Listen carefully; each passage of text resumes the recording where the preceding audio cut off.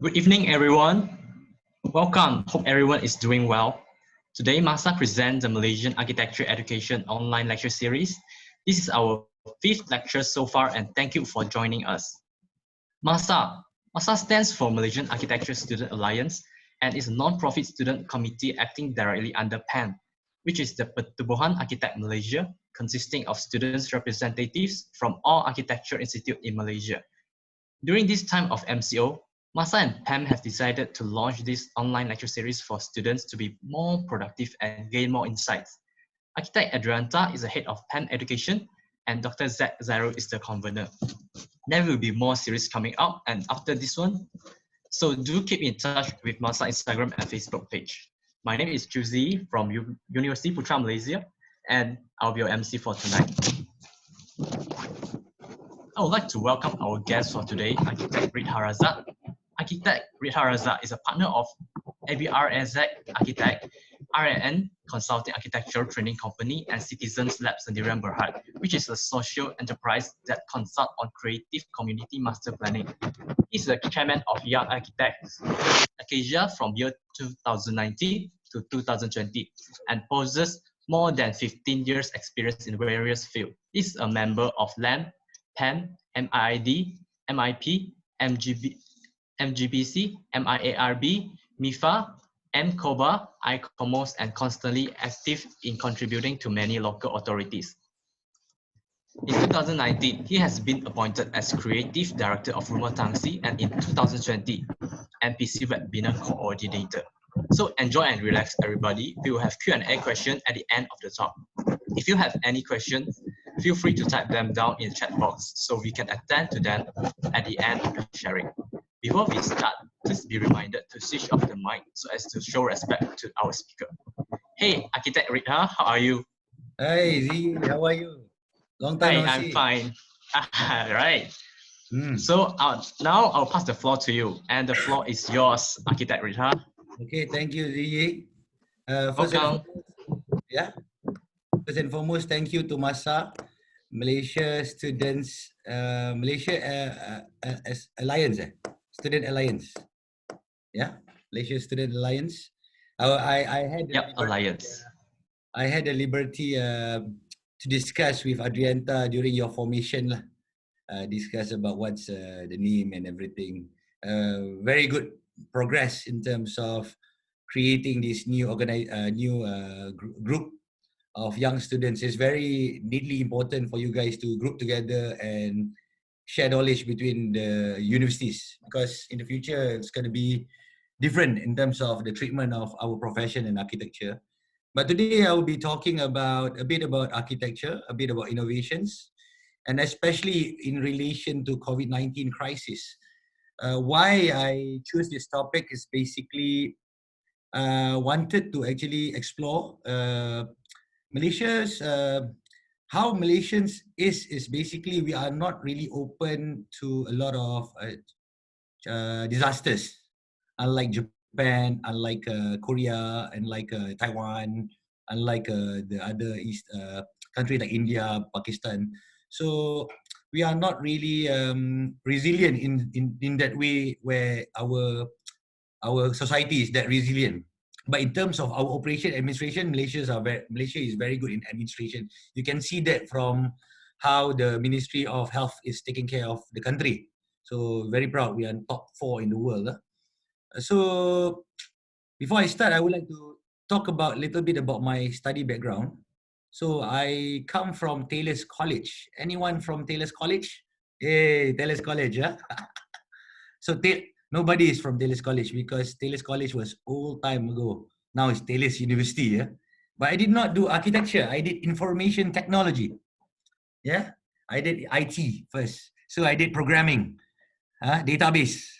And then after that, finished first year, my parents asked me, because my parents are architects, they said, why are you wasting time doing IT? Go to do architecture. So I went to RMIT and continued to study in Technische Universität Wien in Vienna, Austria. Then I finished up in the university. That took me about 6 years. And then after that, I continued my postgraduates in construction law in Griffith Leisure College. And then now I'm a student of Sunway University. So I'm same as you, I'm student. So if we go to movie together, I can use my student card together with you, no problem. Yeah. So what is interesting is that I want to bring back, I've never shown this part of my projects to anyone in Malaysia, but today I'm sharing a bit about my projects previously in my first year until 5th year. So we cannot solve our problems the same way we used when we created them. We always create problems, but we always continue doing the same solution, then thus you cannot create innovations. This is what is the problem of our society now, because architecture is treated as the same. We always do buildings and then new innovations of buildings. But when it comes to other technology or what, we treat it as it's a tool, but not a way of life. So your generation will be a bit different, because our generation is multidisciplinary. It's demanded multidisciplinary, but your generation in the next 5 to 10 years is demanded of transdisciplinary, where you have to work with other professions. One of example of my first year project this was my favorite project, and I got a very nice, very interesting studio master. His name was Martin Hook. My studio master, subsequently now he's the Dean of the School of Communication in RMIT. So that time he said to us, what project do you want to do? They said, boss, let's do a Formula One. So we got free ticket for Formula One for 1 year. And then he said, okay, but free ticket without doing any architecture is boring. So I said, let's do some projects. My first project was actually looking into speed sensors machine system, because the park was, it's actually a park. So basically then after that, we analyzed the problem. It was very dark at night. So we wanted to have that idea of how the park can be lighted up at the same time in the sense of Formula One speed. So each of the panels are colored according to the traffic light colors. So when the car moves, the colors change. Yeah. And then come the Formula One, we studied about the potential of how we can actually design the grandstand, because that time, that year, one of the car went up above the hoarding, so killed a few people. So we studied on how to actually do an adaptive walkway system together with the grandstand. And then this is my second year. It's quite interesting. Second year was looking into pollutions. So I always look into this one. Just now I was looking into events. I like events. The second year was looking into pollutions. This project was actually looking at how to balance trees versus pollutions. So I didn't know that there are certain type of trees, especially fruit trees. They are high emitter trees. They actually absorb higher carbon dioxide. So when you put the trees at the pollution area, they can absorb more carbon dioxide that will clear up the sky. So we actually explored multiple landscape features to actually and use landscape as part of balancing the pollution at the industrial area in Docklands. Then comes third year, I went to study in Austria. We designed a live bridge, and then, but I like this project. This was a project with 𝗏𝗏𝗵𝗵𝗏𝗏. He was one of the famous designer. So the project was actually to do not a building, but actually to do a university in the internet, online university. So we had to actually create structures and animations to actually create forms inside the online, so that people can tactically maneuver and navigate and learn in the online. And this was, I don't want to tell you my age, but this was 2003. I don't know, maybe some of you, maybe 5 years old or 7 years old. Yeah. And then the next year I got a very interesting, this is 4th year. I got a very interesting lecturer. He's very old, but he's very open. So the idea was actually talking about architecture and balance. So I studied the whole city of Melbourne, looking at the program and how to balance it through a series of spaces and also platforms that people can use, and also applying piezoelectric cells to actually power the whole city. So this is another type of experimentation that I did during my university. So in RMIT, they are quite flexible in terms of what we can explore. In fact, this project I got 95, I think, for my finals. Yeah, so that was quite good. And then, you know, we get all this. Yeah, quite fine project. And then subsequently, the next year, I went to sabbatical leave because I did so much work in uni. So I went to Kopangan to party for 1 year. But then tsunami came. So after came back from tsunami, I was inspired to actually look at. I went to UM to study all the old houses of Indonesia and Malaysia. So we come up with this resilient post-tsunami housing. So proposed to the Minister of Aceh and brought this project to Aceh that time. And then in my final year, because of the tsunami, it inspired me to do flood system. I didn't do a building on my final project, but my final project was looking into a flood wall system, where instead of we run away with flood, we created a system where the wall becomes a flood barrier where you can experience the flood, a celebration of the flood. So this was my final project, and then I got my final project. I got a high distinction. So yeah, so that was my previous project in university, and then come to my work. I do a lot of housing projects, all these commercial projects. Our firm biggest project is the stadium. Anyone been to the Kelana Jaya Stadium? So that's my company project. So in fact, we did the Japanese Institute, Japanese faculty, and also the College 𝗀𝗃𝗵𝗵𝗏. But these are some of the projects that I've done. This was my first project when I started working. So the first day I got this project. Actually, I got another project. The first project was urban planning. I did the planning of the Subang Ria. That one, crazy project. The biggest public hearing, 1,600 people came to crit on me. So I was crying on the stage. That was a scary moment. That time I was 26 years old. So, and then the YDP, Lee Wah Beng that time, and Anand, they lost the election that year. So that was my first project. This second project, and then subsequently I did a lot of projects until a few years back. My company started opening this chain laundry. So this is actually part of our architecture business, but we also have laundry business as part of the office. So this is my father, my mother, both are my boss at home and in the office. So they are all architects. And then myself, when I was younger, see, very thin now, very fat. Yeah. And then this is my sister. We are 4 AR inside one company. So I inherited the practice from my dad in 2006. Then subsequently, I joined forces with Adrianta in 2012 after we got our part 3 to open a training company for young architects who wants to do part 3. So you all can come to see us. And then last 2 years, I group up with my partner, Mr. Hafiz Zuddin. He's a lawyer with he's a second degree, he's a double degree multimedia and lawyer.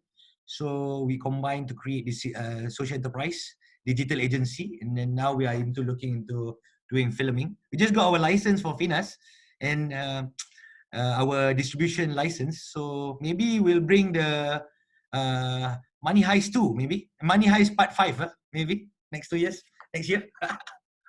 And then of course, being the chairman of Acacia. These are some of the projects what we do in the Citizens Lab. What we do is we do policy making. Then this is the building that I take care for. I'm the director of Rumah Tangsi. Some project we've done is art exhibition, Sloka Market. And then we did the Hip Hop Fest, which has about 3,000 people came. Recently, we did Netflix, Venopian Solitude video clip, and also the Femme video clip. There's a few more. Coming up, there's a lot of others, other fashion shows coming, and then also there's exhibitions. Then some of other projects that we do is we actually do back-end from front-end web systems, community engagement. So these are some of the, I know it doesn't make sense to you now, but future when you do web system, it will make sense to you lah.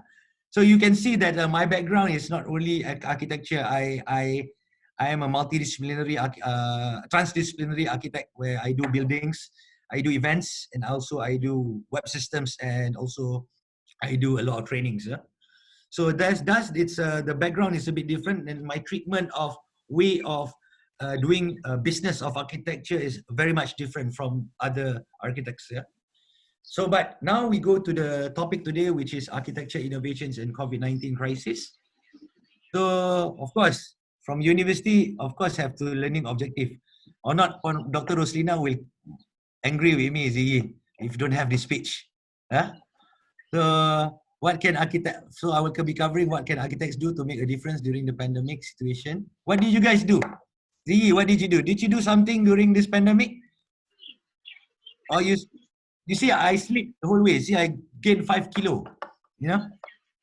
And then, of course, I will show some design approach to issues and solution. And the last part is I want to share with you the 7 tools that can be used for you to actually do your design in the future. Maybe not now when you do your university, but it can be used when you go out, and then you can use for analytical thinking in terms of structuring your business in the future.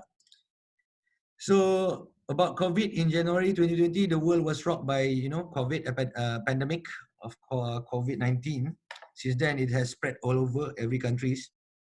And a lot of people treat it different way. UK treated differently, President Trump differently, then Malaysia differently, China differently, Singapore, differently. So everyone treated differently. But if you see today, this was yesterday. It's already about 290,000 people die and 4.2 million people infected in the whole world. What do you think will happen in the next few years? Will it maintain or will not? As long as we don't have vaccine, I don't think we can actually clear this very, very contagious COVID virus. But if you see in terms of the country now, death versus confirmed cases, US is leading all the way. Even though we don't have Olympic this year, but it's already looked like Olympic.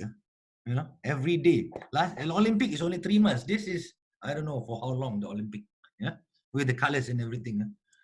So reaction from the countries.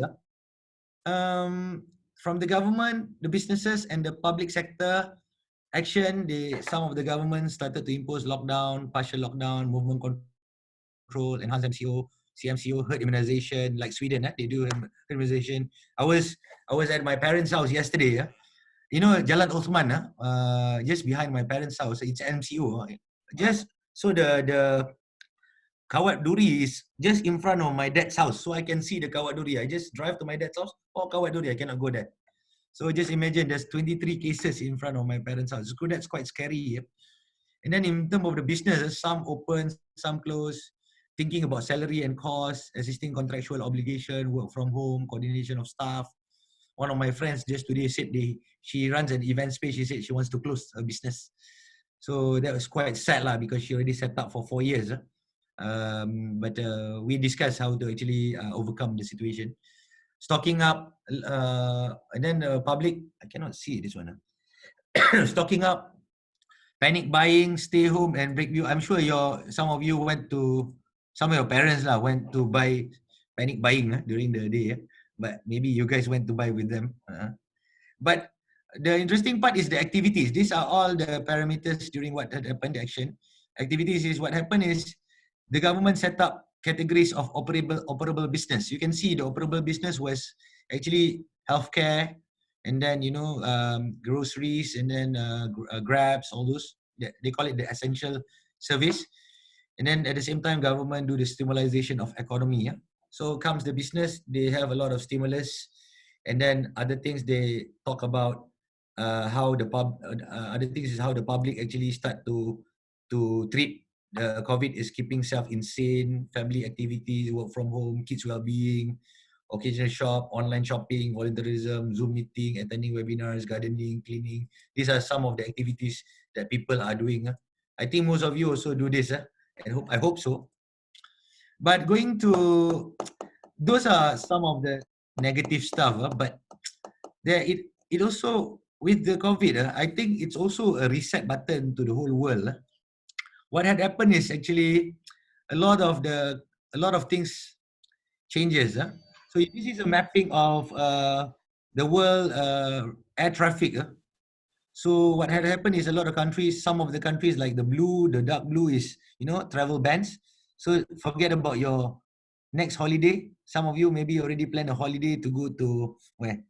Japan maybe. Japan, okay lah. You can ban travel various places with confirmed cases. So you can still go to Japan or Korea or Taiwan.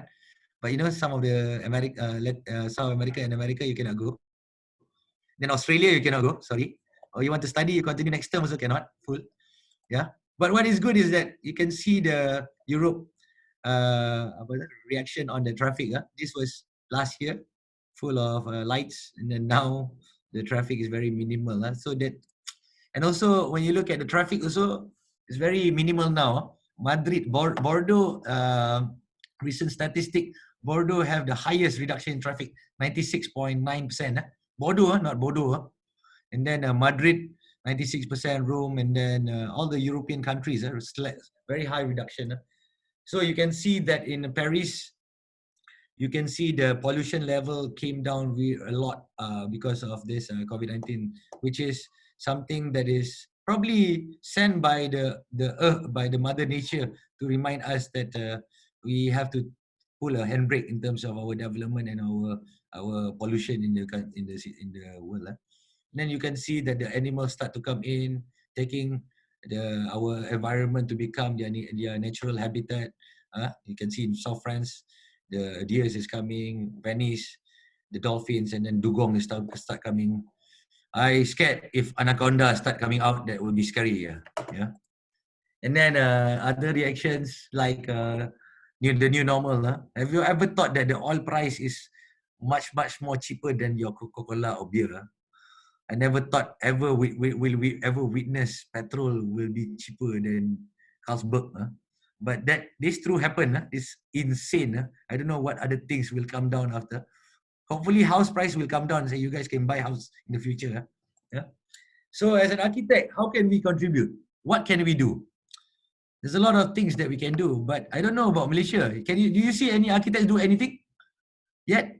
Maybe something, but we haven't heard about it. I saw some engineers do a lot of things on the TV. I saw a lot of architects do. I saw MASA do webinar. So at least you guys are doing something. Yeah. But a lot of architects actually doing. The president is working hard doing the policy with the government, keeping the rights of the architects. Some architects are actually contributing some donation to the public. Yeah, a lot of things. Yeah. So when there's a crisis, there's always opportunity. So when you have a problem, there's always an opportunity. Yeah? Same like when you do your final year, you very tension. Just now, she final year, I think she will be tension this year. So there's always opportunity to actually improve your work. Because when you are under stress, you will come up with better work. So if we look at pandemic history, from 14th century to 20th century, there's a lot of pandemic happen. Century, bubonic plague, yellow fever, cholera.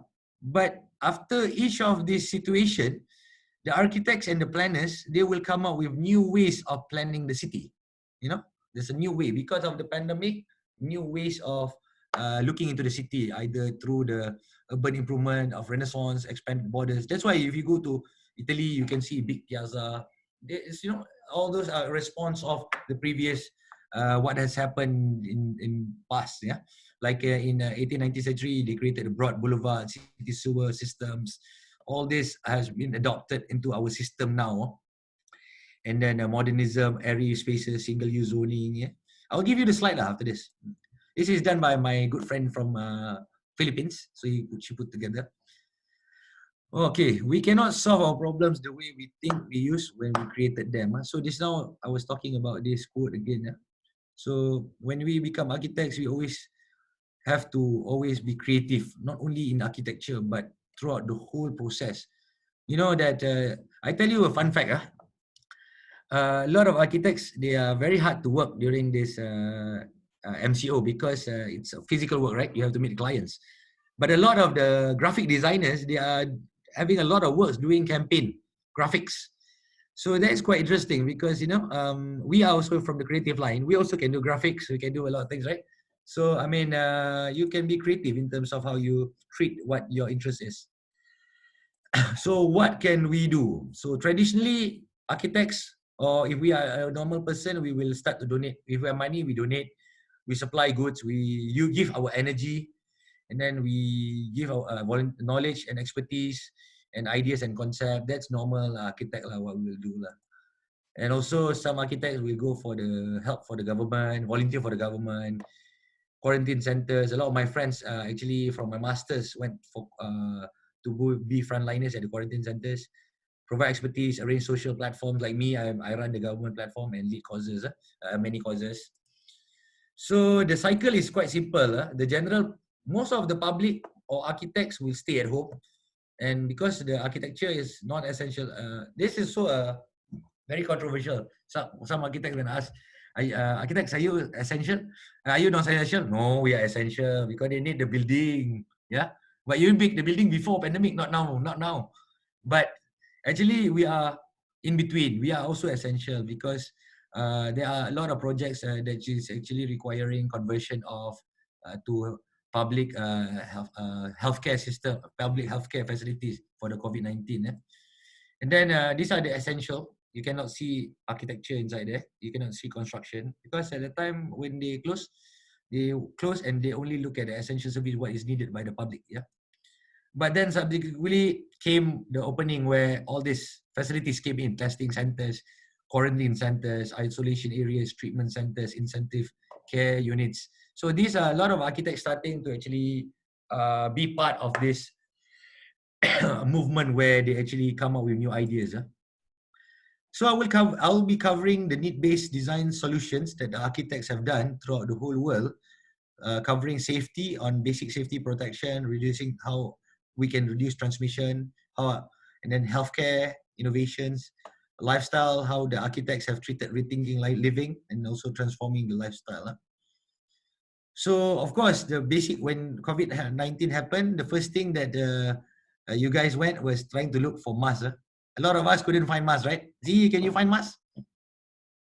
Yeah, I think you managed to bought some masks, right?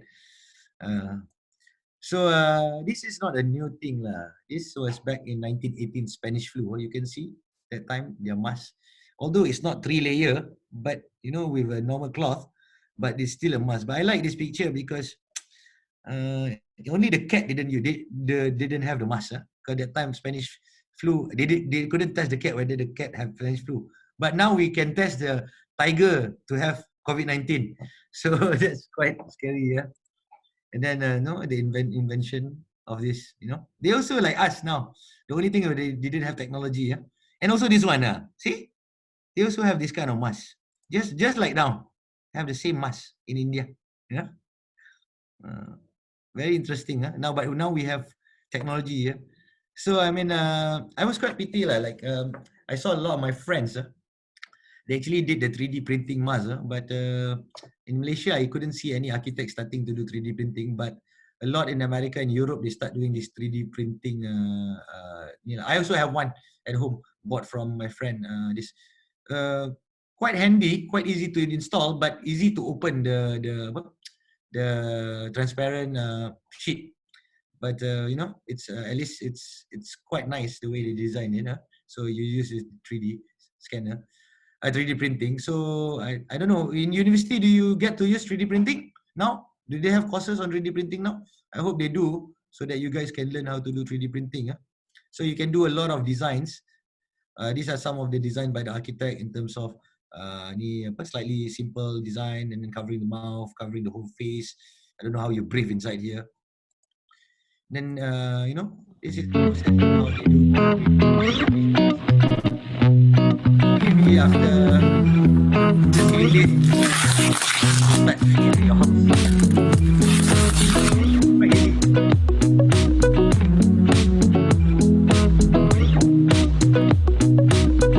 Well, I don't think you can fit my head.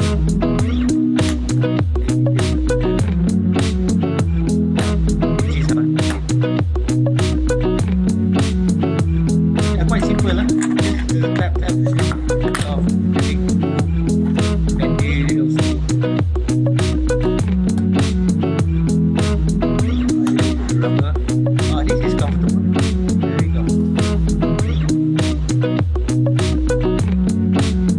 So that's about some of the 3D printing. So that's how a lot of architects in America and Europe actually explored about 3D printing.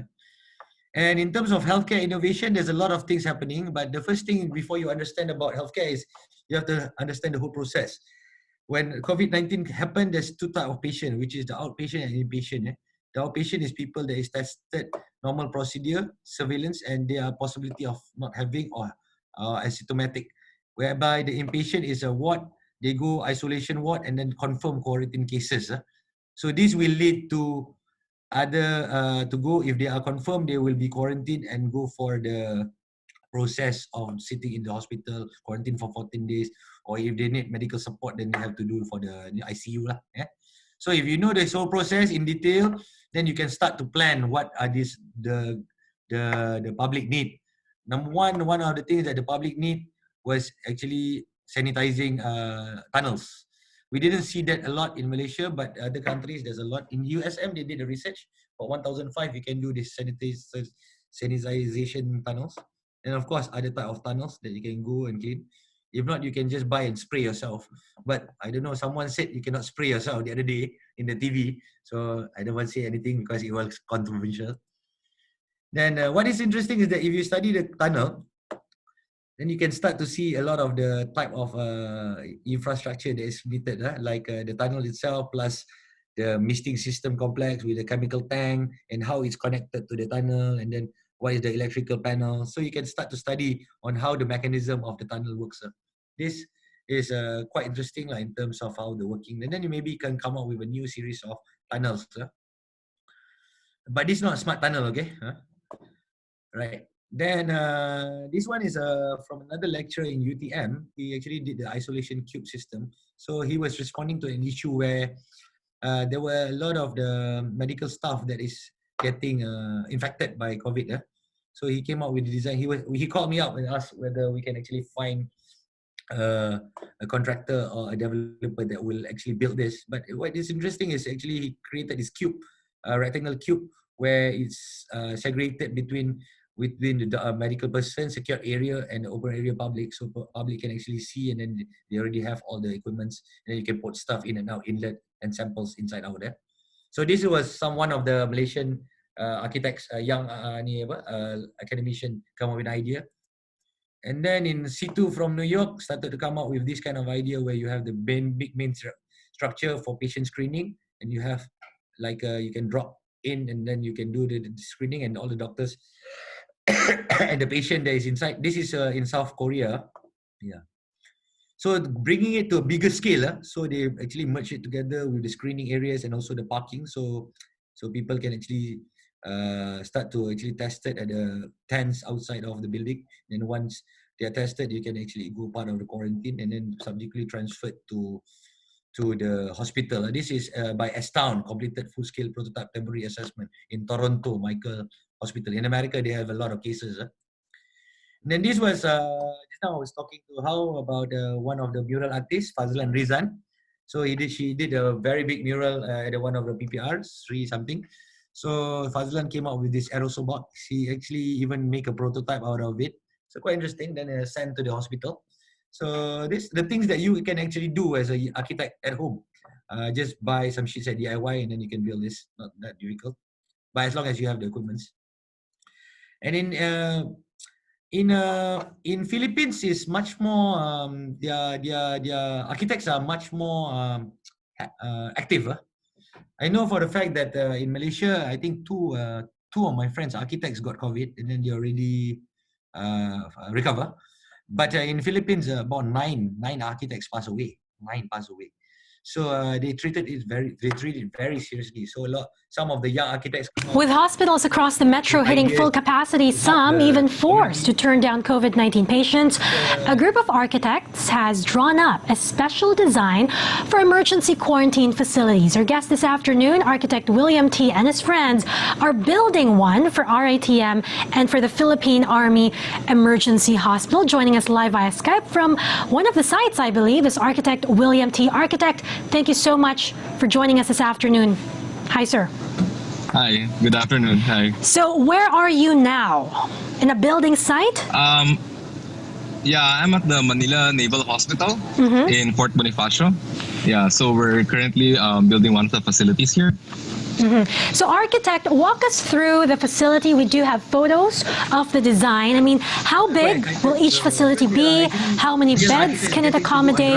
What are the special features? this quarantine center? So each facility houses 15 beds, and it's really lightweight and it's made out of wood, so it's easy, and a lot of people can just copy the designs and do it in their own places, especially outside Metro Manila. There's no mixing of floor. Makes it lightweight. Yes, we're using PE plastic sheets as the walls and roof structure. That way it's easy to assemble, it's easy to make, and so the idea is we can make as many of this as fast as possible, because it's easy to find workers who understand and know how to work with materials that are more forgiving, you know, in how you use them. Architect, very quickly, will there be special designated areas, perhaps? So basically, that's one of the things that the architects do. Similarly to that was isolation centers, but in fact, Carlo Ratti, Associate Transforming, he create an alternative ICU through containers. I think you saw this video with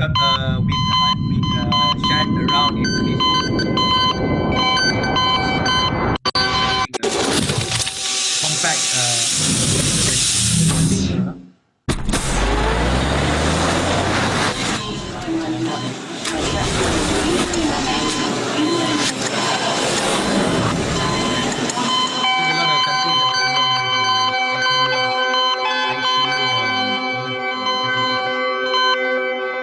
and then of course 𝗥𝗶𝗱𝗵 also he did this intensive care unit for the temporary ICU. This now was temporary ICU. But subsequently in Malaysia, it's quite interesting. Starting of MCO in Malaysia, under the CSR committee, we actually called 7 architects to come up with a proposal. So at that time, we didn't know the government plan. So we call up MediConsult, and then this is one of my good friend, MRR Architects. They came up with a concept of how to use football field to do quarantine centers. This was quite interesting, this concept, whereby we discussed initially that, hey, it's very hard for us to get any materials now. So the only materials we can get is, you know, kemah, kawin, the kemah. But we didn't take the square one, which is the 20 feet by 20 feet. We take the 10 feet by 20 feet by 30 feet, the long one. Why is the long one good? Is because the height is higher, so it's less hotter than the normal one, which is the 20 by 20 or 18 by 18 or 16 by 16. So with that, they actually designed, assembled, and did a structure spine to actually accommodate. This is fast because you can call all the wedding planners or all to actually construct this and then build the air condition system together, and then you can build the quarantine center. It's very fast. Unlike this one is actually an import where they actually collaborate with a company in Korea to actually send all this type of, you know, all these type of tents to Malaysia if the government willing to buy from the other country lah. But they design the circulation because medical is not easy. You need to know the flow. And in Germany, they started thinking about converting a hospital at airport to become super hospital because there's not much activity at the airport. So they're thinking, why not change the airport to become a super hospital? Because airport is big, right? So you have a lot of space. Then of course in US Navy, if you watch the TV all the time, you have the big boat, hospital boat. But the one architects came up with the idea of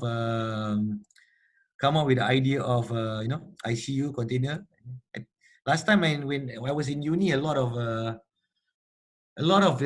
students, when they say container, they said they like to do container. So everyone do container during uni. I'm sure everyone at least once use container for their design. But I don't know about now. Maybe later ZE will update me. So I have one question here by Mr. Rizwan Abdullah. As a young architect, what can you do to help world during MCO period?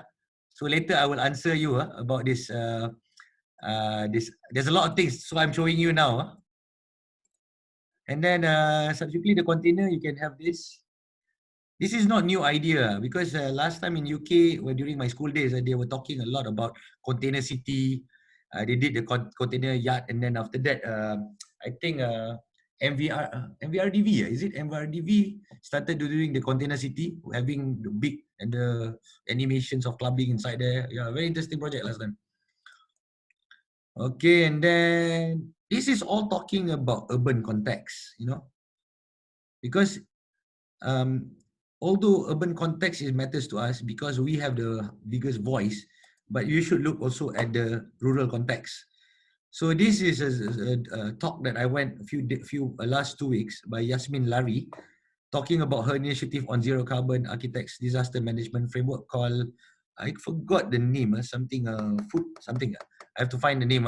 But what it is she actually enables the rural the construction of healthcare in rural areas using bulo, using bamboo. So she does this kind of treatment. She's very famous for social works. So the interesting part, when she built each of this design, she also built the manual of how contractor to build the design, from scratch, including the material, including the equipments, including the everything from A to Z, how to build the thing. So she can give to anyone to build, including non-contractors. So it's just a matter of looking at the manual and build it. So, and then she's looking into quarantine units, quarantine bath, 𝗀𝗏𝗃, 𝗀𝗏𝗃 ward, you can be connected, prefab bath. I like this about the mobile wash stand, how she actually designed it detailed, and then in terms of using the timber and then connect the water, and then for people to wash hand in the rural area. She's from Pakistan, by the way. Pakistan have 20 million people. Urban people is 30 million. Internet users are 30 million. There's another 19 million outside in the rural. Very interesting.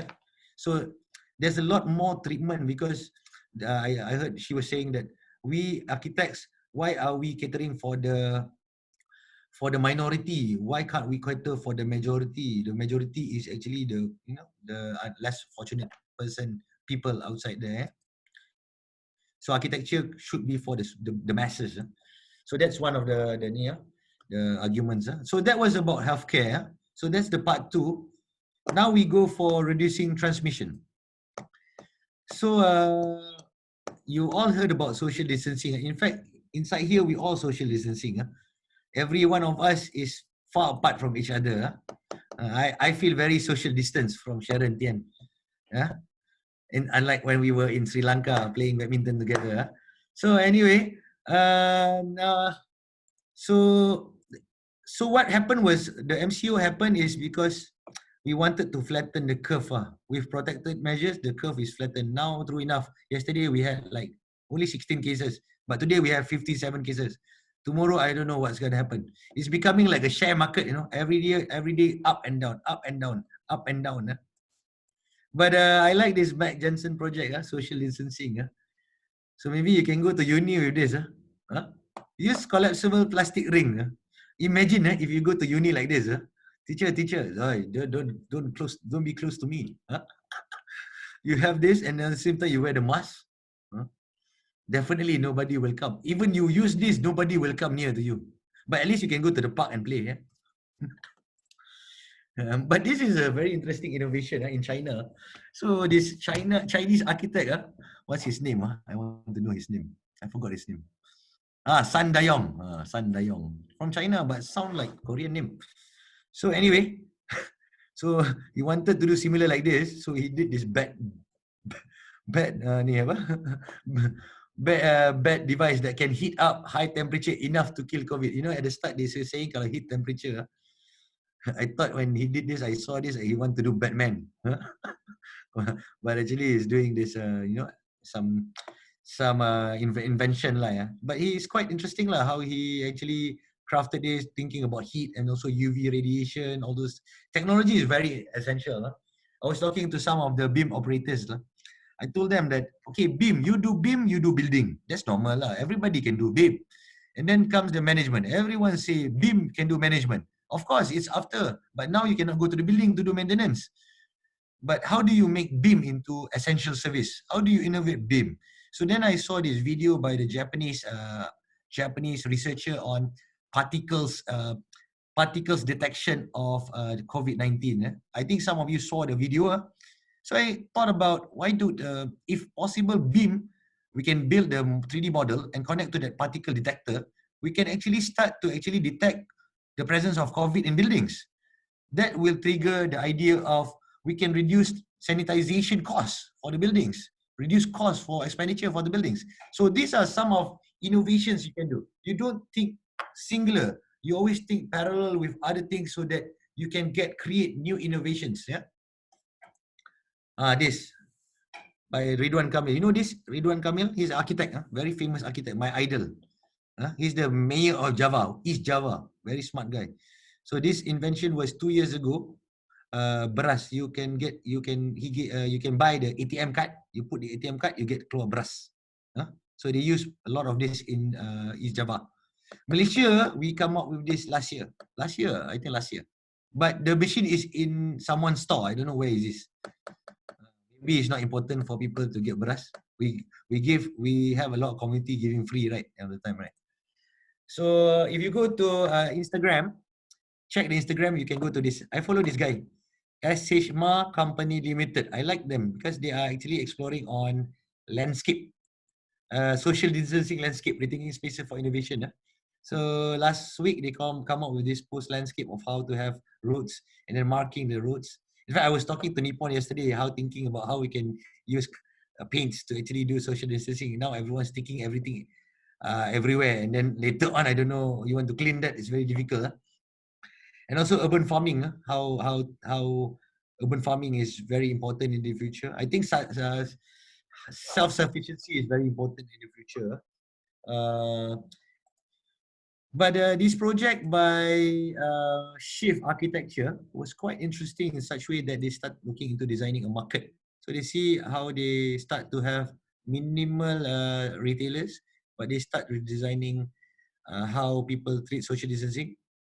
So they make big square, and then how the outlook of the space, and then things that the signage. You look at the signage, how the lines are, and then how it's quite quick market. I think if we can do, but if we do Pasar Ramadan like this, pengsan I think everyone will get COVID Yeah, quite interesting But these are the things that you can consider in the future in terms of designing for the next few months I don't know, maybe some of you did some of you doing final year this year, maybe they ask Crit about social distancing. How can your building fit social distancing? Ayo, parah. Pening. And then from that market, you can scale up to other suburban areas. Yeah. And then so it becomes a pocket space. Okay, there's an idea for market. Recently, I was bored during the opening of the MCO, so I sketched this diagram for site. So that time I was at home doing nothing. So this is a research but done by me, rethinking of ethics at site. So at the time I was doing nothing. I was thinking, how can consultant architects operate from the home without going to the site? So basically what I did was actually I reconfigured the whole site, which normally the site will have all these small things in the project site. But what I did was actually I took the idea of hospital and reconfigured it, cleaning, a dirty zone and cleaning zone. And then after that, you can control through through tunnels, sanitization for the workers and transportation. This is quite interesting because I initially experimented this diagram just for fun. But subsequently, the Indian architects pick it up and pass to all their sites in India. So they actually redesigning all their sites based on this diagram. So quite interesting. That happened about 3-4 weeks ago.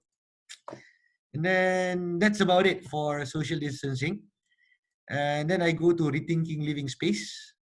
So in the future, there's this research by this architect, Ukrainian architect called 𝗔𝗃𝗵𝗵. He's predicting a lot of things happening in the housing industry. House, not apartment, number one. A lot of my friends, especially friends living in apartment, they are starting to say that I don't want to live in apartments anymore. I don't know what's going to happen. I mean, why? I ask, why is that? Because it's quite difficult. It's quite depressing because you have to stay in a small space and then you cannot go out. Then you cannot even have an open green space to walk. Only if you can go out, it's okay. Like Malaysia is not too bad because MCO is we still can go out. But other countries, I talked to a few architects in other countries, they said to me, I feel lost. I cannot go out. I cannot buy food. I cannot even get delivered food. So that is a point of loss for them. I can't even go to the office to do anything, to take up stuff. So maybe there will be a change. I predict there will be a change and a preference of house going from apartments. A lot of people from apartments will start buying houses, and new people will start buying the apartments.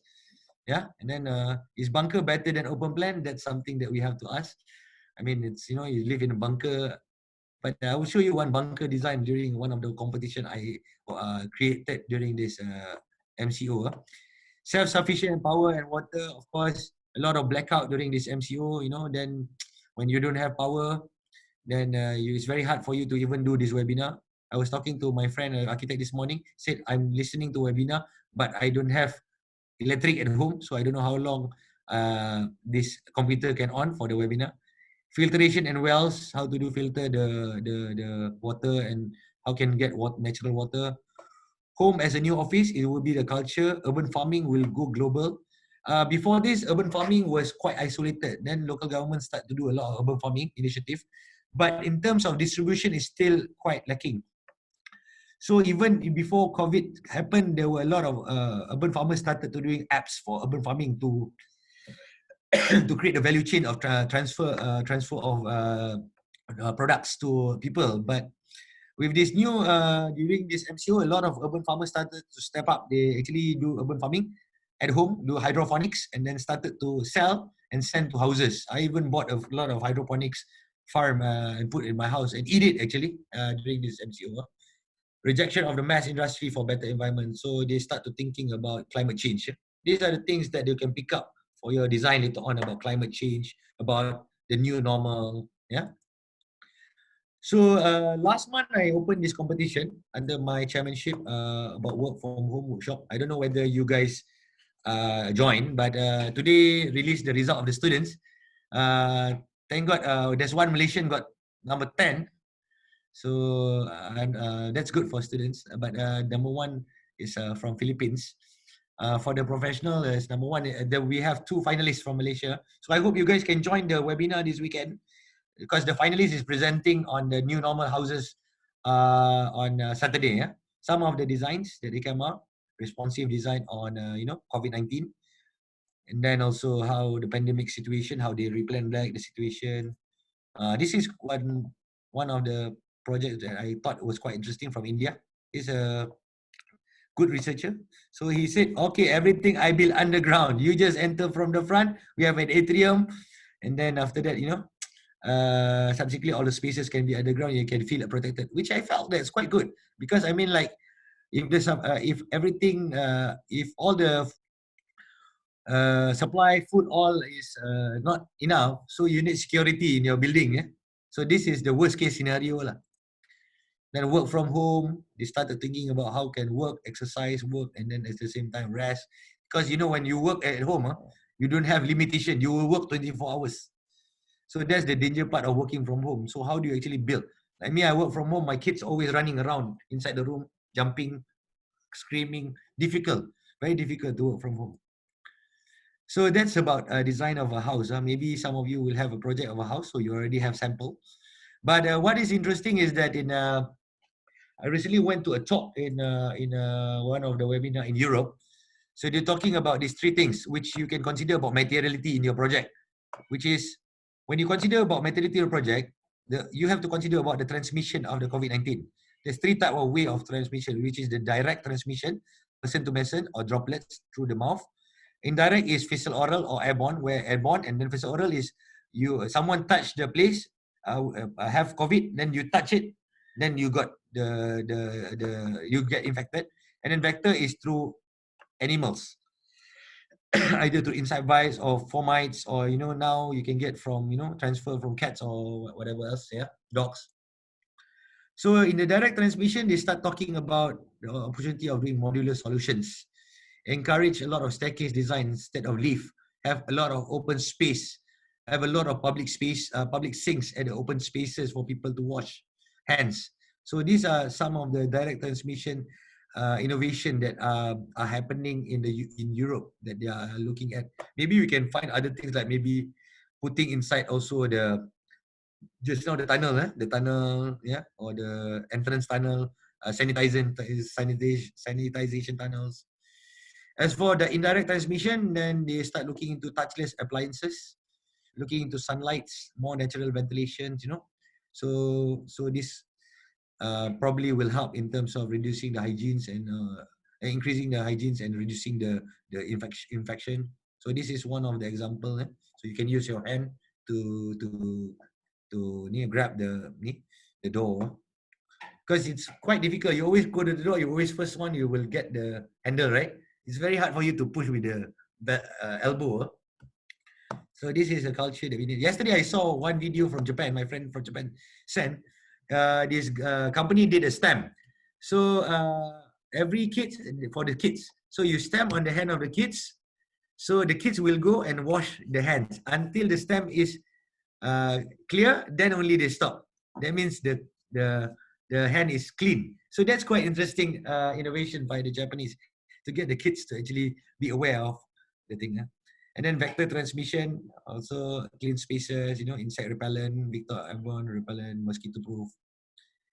And then this is the interesting part. Another thing that you can consider in designing the future is either office or whatever facility you get, is about working from home. So it's not easy to work from home. You actually have to understand how to work from home. This is my friend, an architect. He lives in Sarawak, Sabah. You see his table, You see his table, Everything he bought from Shopee and Lazada during MCO, except for his handphone, including his laptop.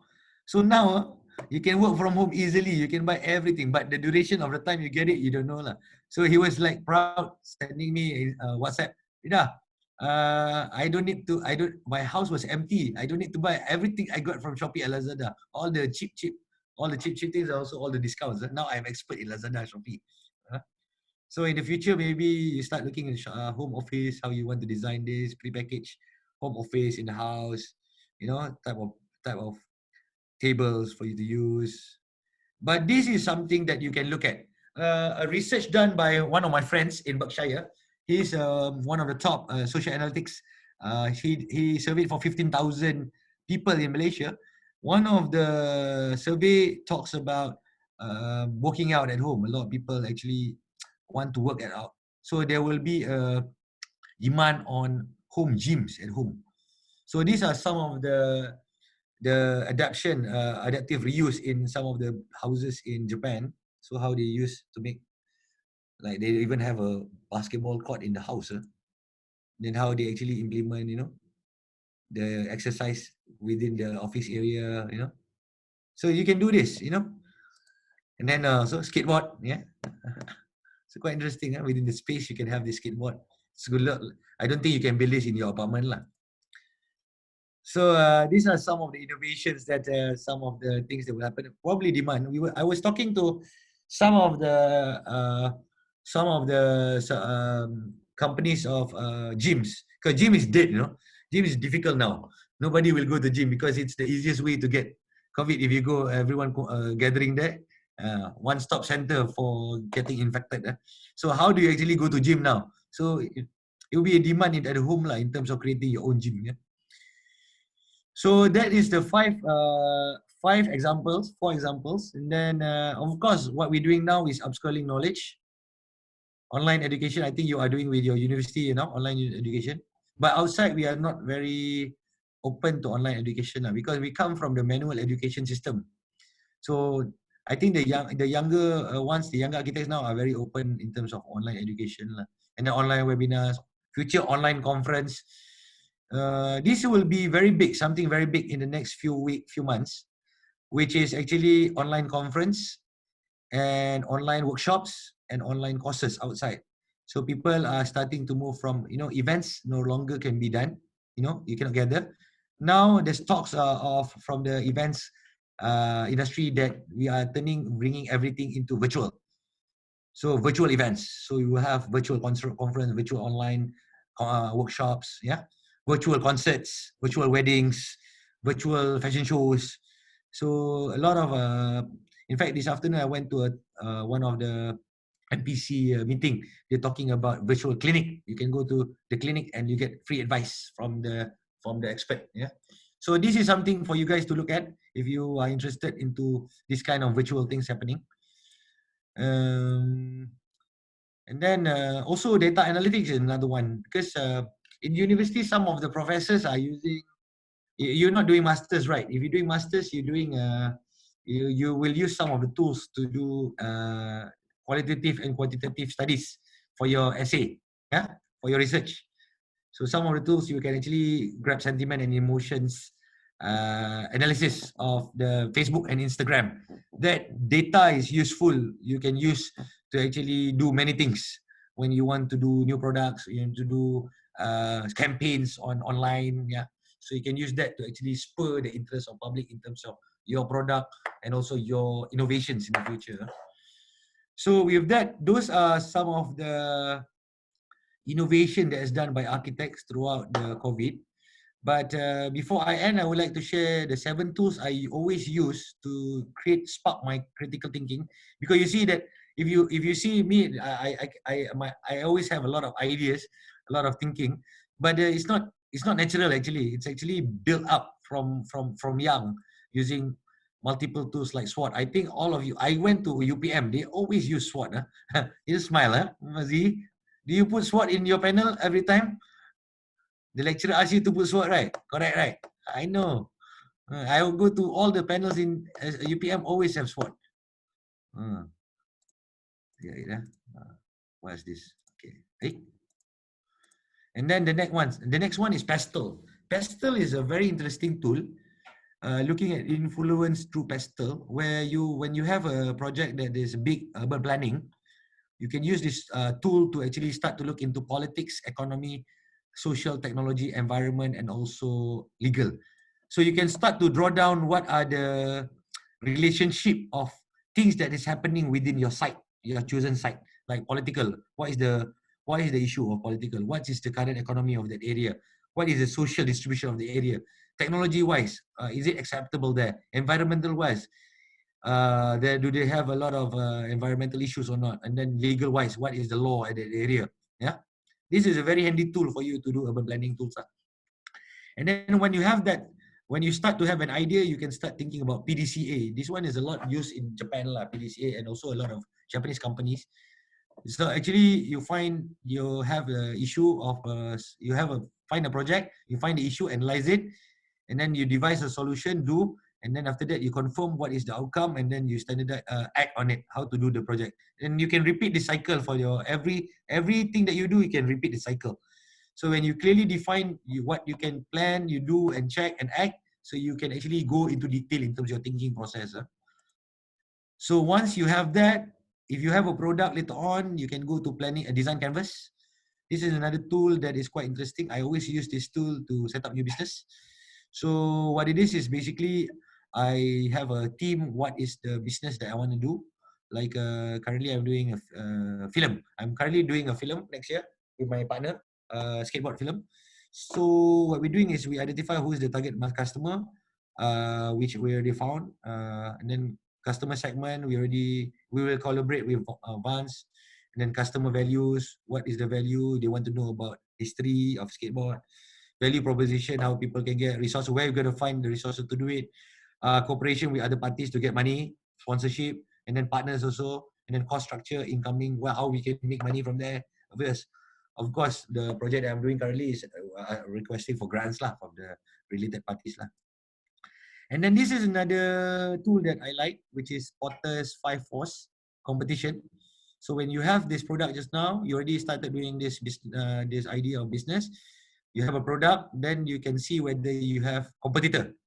So like Ziyi have 𝗁𝗲𝗄𝗃 as competitor. So he can put 𝗁𝗲𝗄𝗃. 𝗁𝗲𝗄𝗃 is a threat to me. Yes, okay. But I have bargaining power and I'm handsome. And then yes, my design is not as good as 𝗁𝗲𝗄𝗃, but and then threat substitute, you find, okay, maybe I can make myself better by coming to this webinar. And then rivalry among the 𝗁𝗲𝗄𝗃 and Ziyi, they are good friends, so they don't have any rivalry. So just example how you can use this tool. But of course, don't compare to your friends . You compare to your product that you're gonna gonna do lah. See, I got Vinci to smile already. Good. Okay, another tool that I want to share lately is a lot of accountants. They've been talking about business recovery. I know this doesn't matter to you guys, but now a lot of business is in trouble, especially, I don't know if your father or parents have business. So now is the time to actually looking into business recovery or business continuity plan. So what it is actually you replan back. Things that doesn't work, you put it secondary. Things that actually make money, go in front. So core business become secondary business become core business. Things that can make money can do. So that is only can be done with scenario planning, where you put your scenario in a positive. This is the quadrant, positive. If you do this, what will happen? If you put at the negative quadrant, what will be the positive outcome? Or you put at the scenario, what is a negative action that become a negative output, or negative output become positive output. So you can just start to study all the scenario that is happening within your action. You can study this in the internet of how to use this tool. But a lot of the accountants are actually promoting in terms of, this is not a new tool, but it's old tool, but you can use it. Another one is critical success factor. You can use this innovative method. You can you have a event like engagement. You look into aiding in addressing social concern. What is the issue of the social? Innovative, how to get the money. Like now you put the MASA. Okay, let's say you put MASA MASA. This is interesting. MASA. I have pen here. MASA. So you have MASA here. Then okay, addressing social concern. Okay, today I have how many people coming? 30 people coming. Okay, 30 people come. So I'm addressing the social concern today about COVID-19.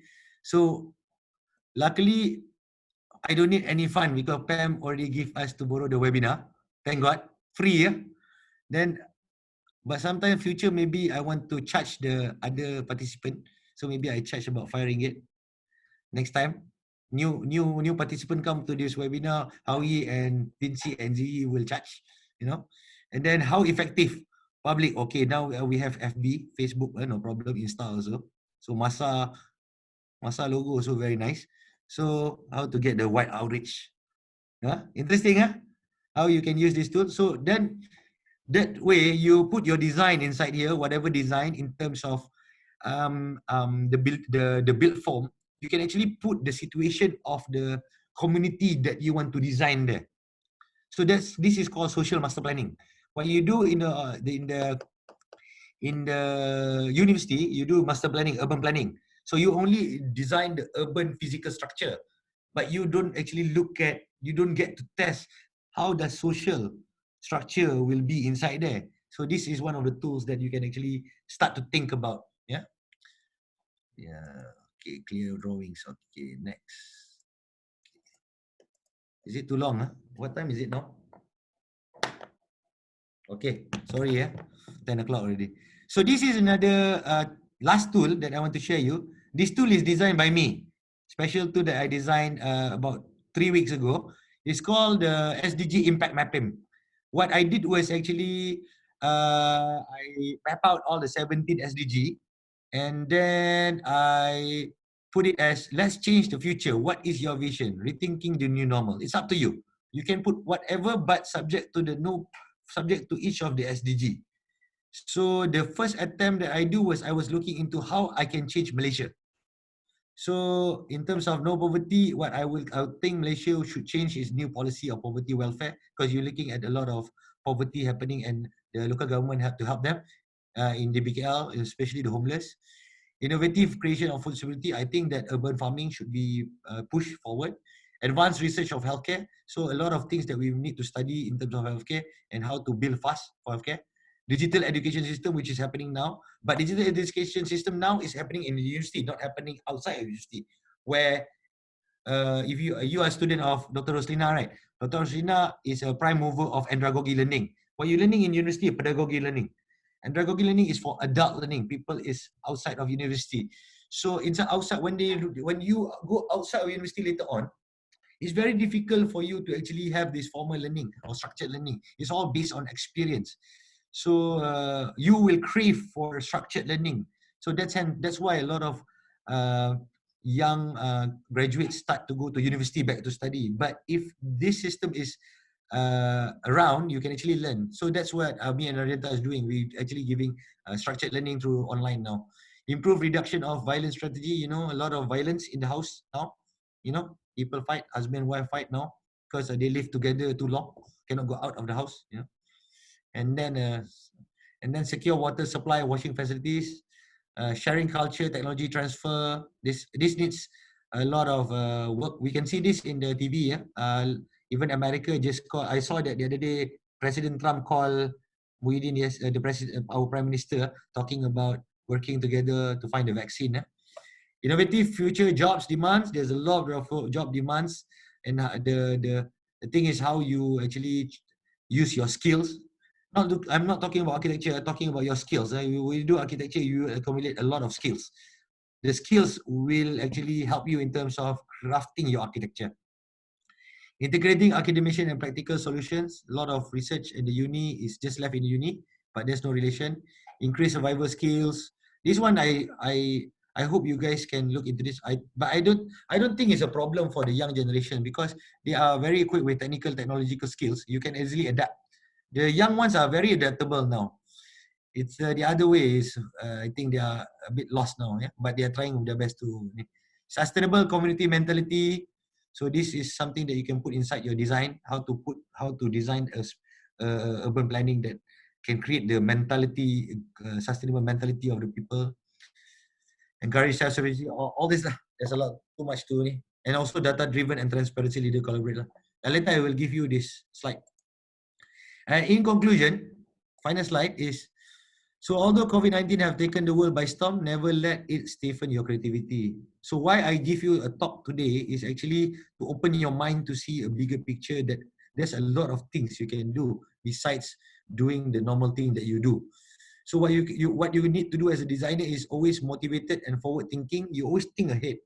Don't think now. You can think now, but always think what will happen in the future. So if you think the future, then you think the future, not necessarily you do the future, because now cannot afford to do the future. You bring it back, your idea, to suit what is acceptable now during this period. Then stop becoming parrot and complain. Oh, this MCO, I have so many people complain only on WhatsApp. Complain. So if you complain, you waste your time complain. But if you can, actually you can do a lot of things. Be open and involved in innovations. No issue cannot be. Always have that thinking. No issue cannot be solved.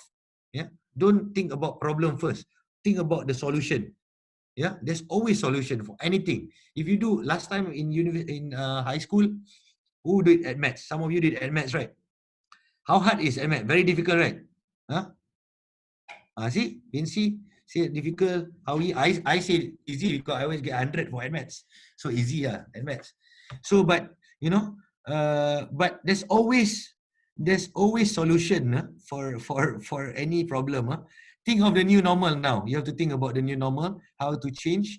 I'm sure that a lot of the lecturers will ask into the design studio of how to think about the new normal, how to design new things for the future.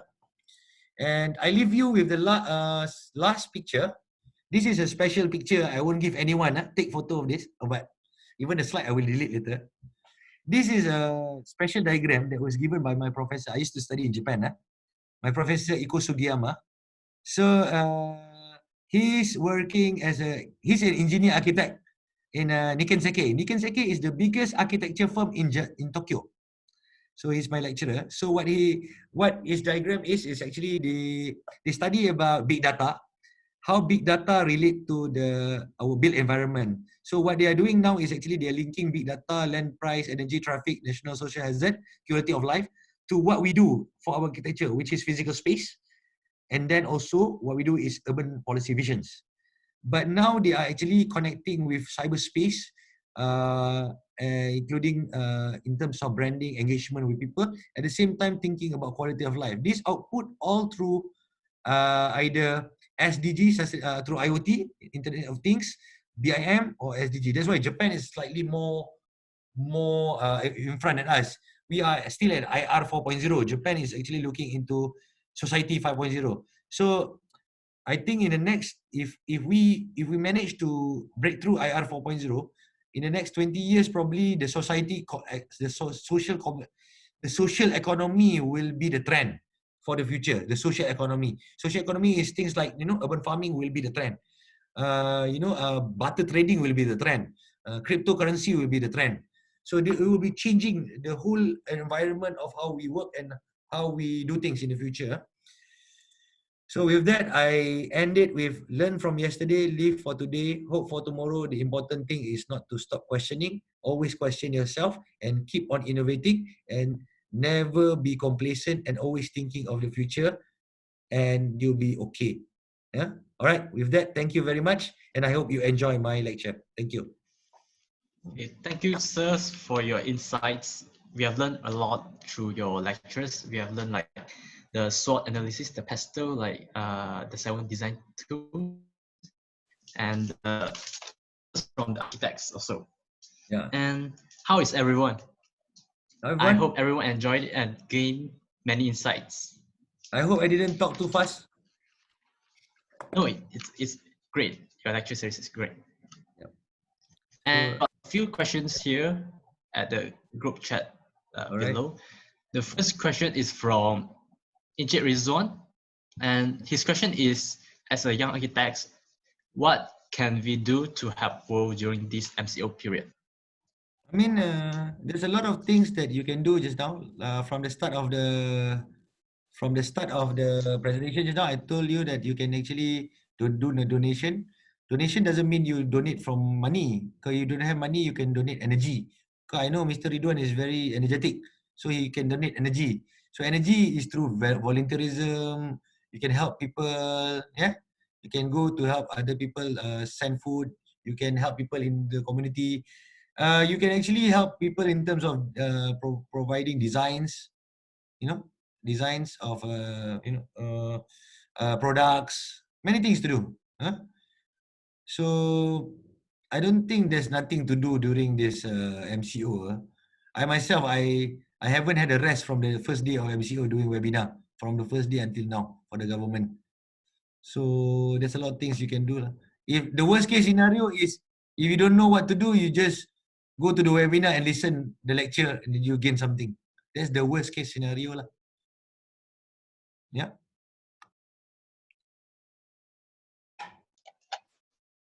And we have another question from Eugene Lai. And his question is, Google and Twitter has implemented work at home until the end of 2020. Following this, would we see a change in the necessity of office space? This one, I'm actually very scared about this, because like now the working only 50% goes to office and 50% work at home. So there's a swap, 50%, 50%, 50%. So if you look at the economy now, office are empty. So when building is empty, it becomes, maintenance issues. So because it will start to bring all this sick building syndrome, and then comes to the issue where a lot of the business like tourism, and then malls, and then museums, empty. Event space are all empty. So what do we do with all these spaces? I think this is something that the architects community, we have to sit down together and start to have a dialogue in terms of, and the community have to take to look into what we can do adaptive reuse. Another thing is hotel. I don't know how hotel gonna survive, because since you cannot travel now, foreigners also cannot travel. How can? I heard already that a lot of hotels already closed. But in terms of you mentioned about office. So I had this question, the same question the other day at one of the webinar talking about office. So there's a lot of dialogues talking about how office can be a habitable home, apartment, like just like overseas. Some of the office, They are oversupplied. They turn into apartments. Yeah, so it can be converted. The problem is with Malaysia is that then there's an issue of the land price, the rental price.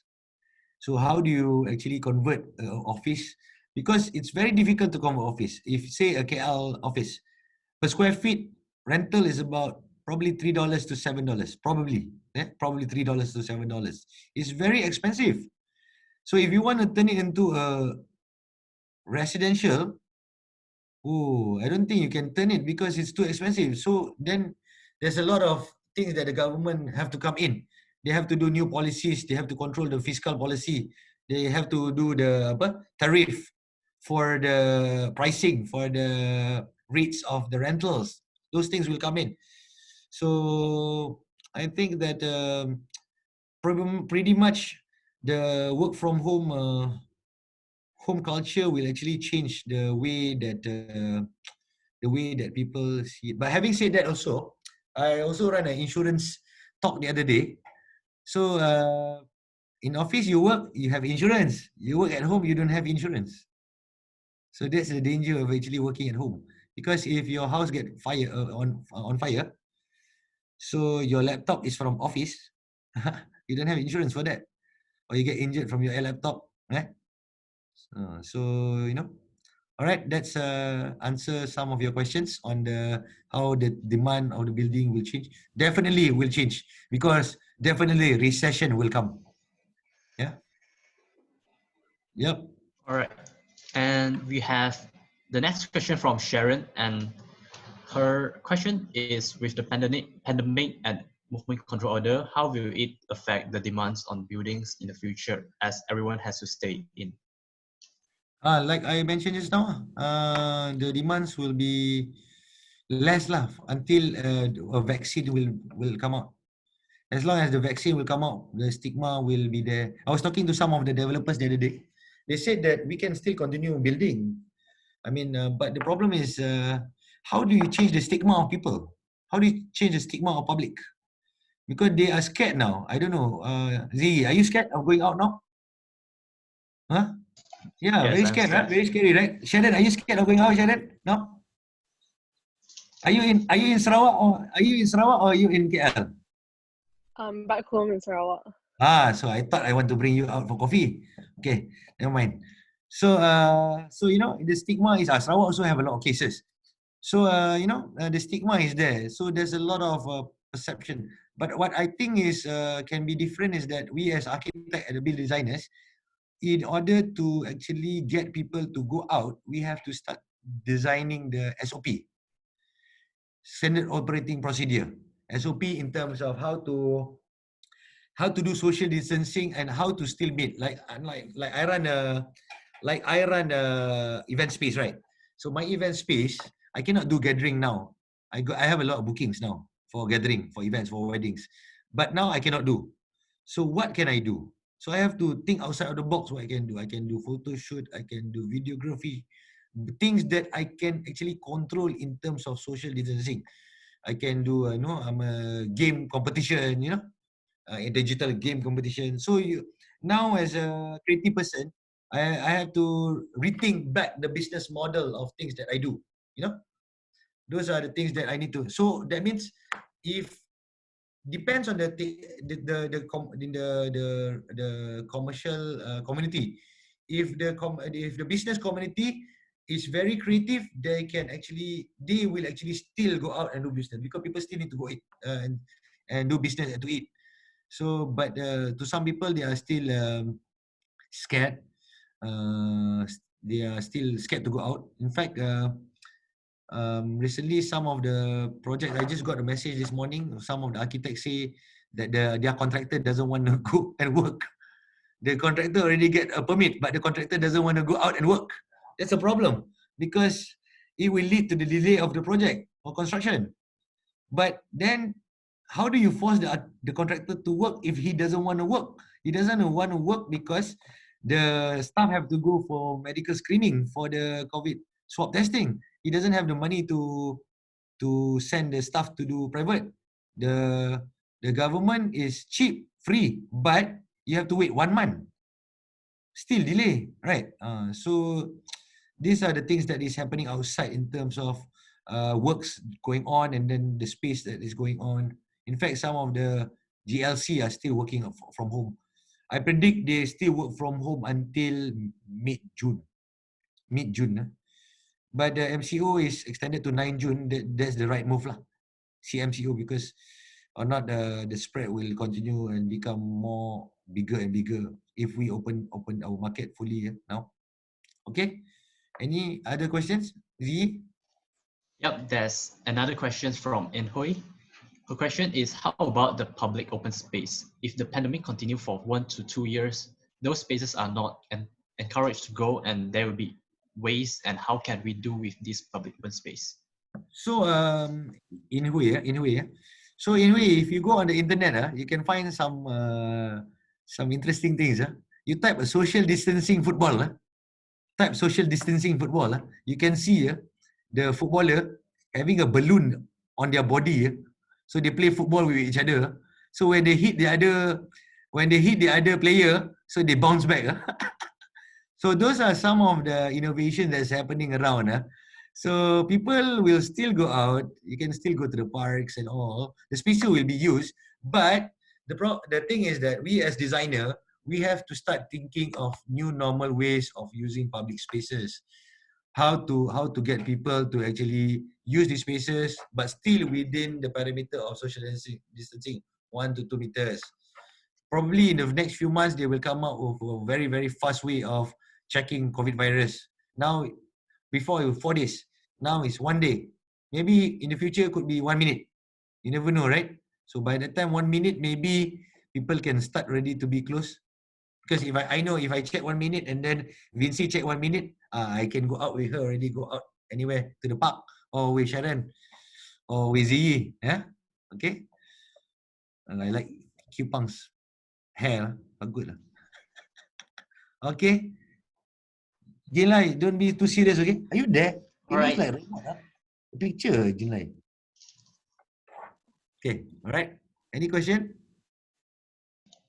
Wow. This is a hard question. We have a question from Howie. Her question is, any suggestions on upgrading the lifestyle of PPR? Well, this one is quite a difficult project, but like PPR, I mean, if you were to look into PPR design, so you look at the way PPR is done in Malaysia is quite simple. You have the blocks, and then you have the staircase at the side, and then you have the staircase at the center, blah, blah, boom, blah, blah, blah, blah, blah, blah, right?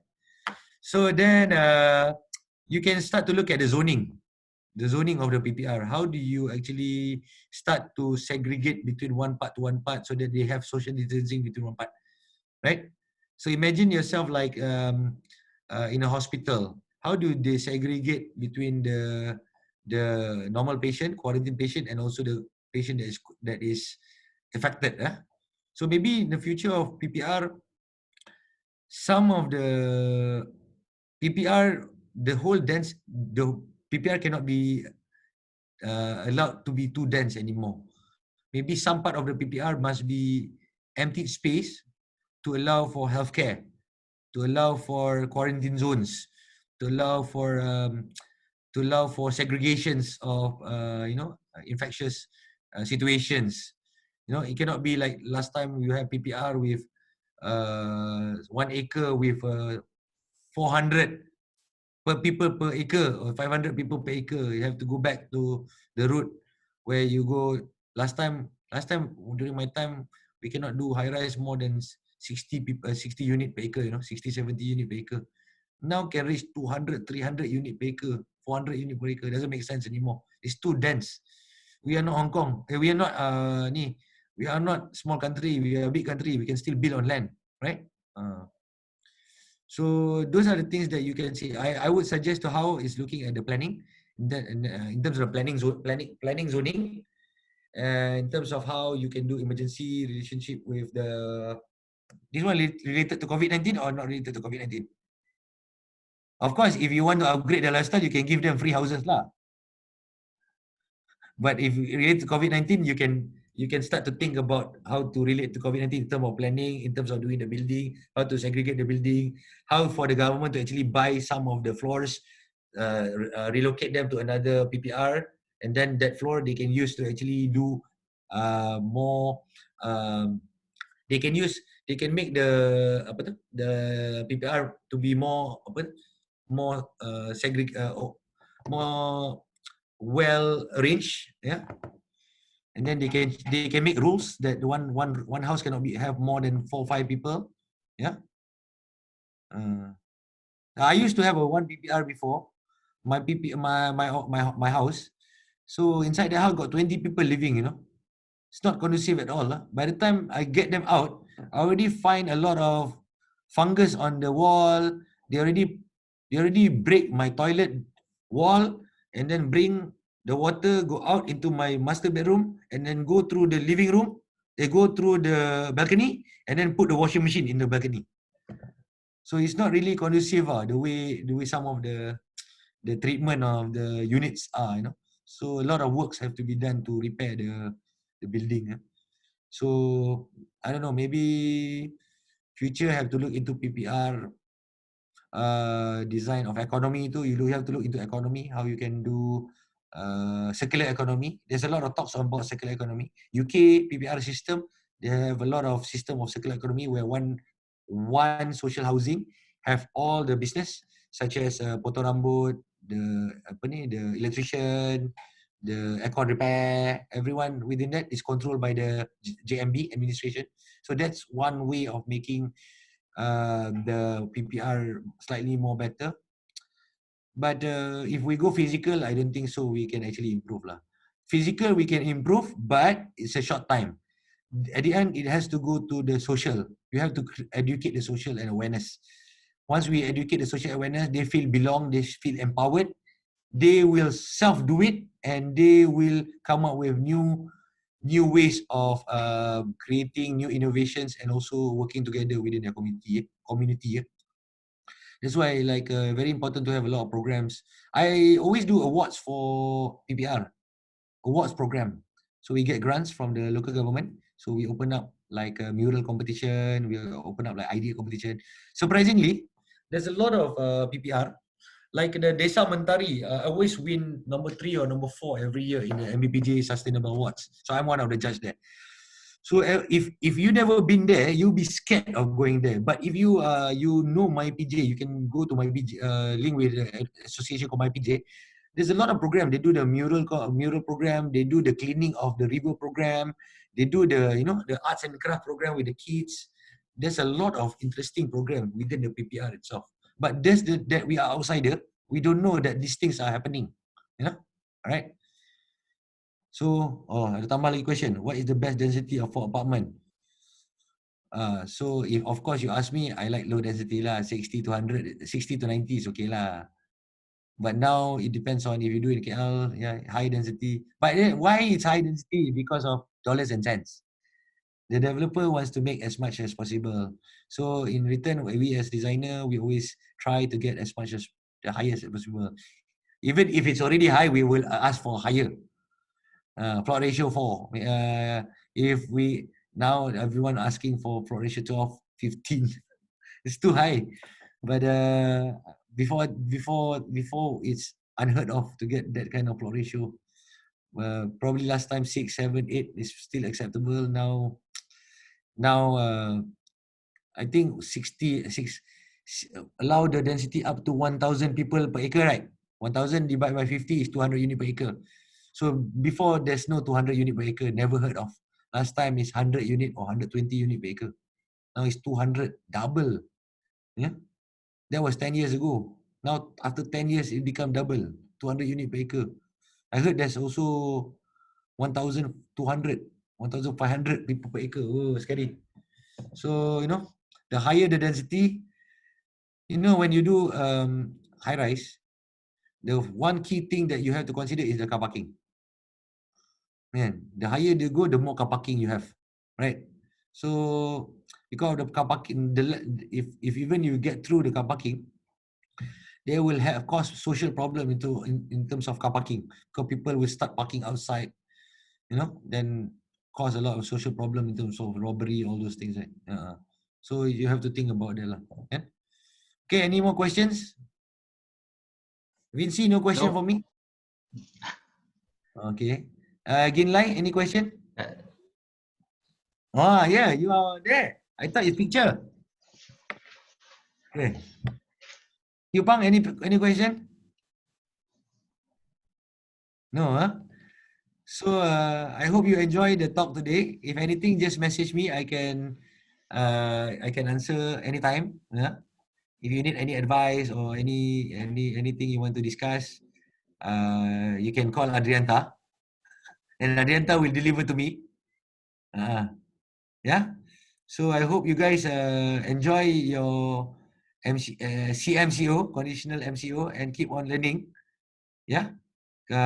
Because I feel that this is the best time for you to actually study and reflect yourself, and also think about innovations. I felt that to me, COVID is a good thing that happened, whereby the whole world is reset, and then now digital technology is starting to expedite, and people are starting to accept, which is a good thing. Malaysia itself is actually, in terms of the learning curve, is very fast now. Before, no, everyone don't know how to use Zoom. Now everyone knows how to use Zoom, and it's so easy to use Zoom.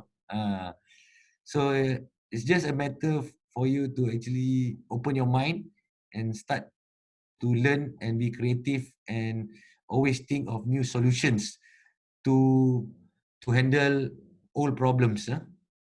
So with that, thank you very much. Anything? No more? Any more questions? No. All right. No questions. No question, Okay. Wow, already 2 hours, Almost 2 So hours. thank you for joining us today.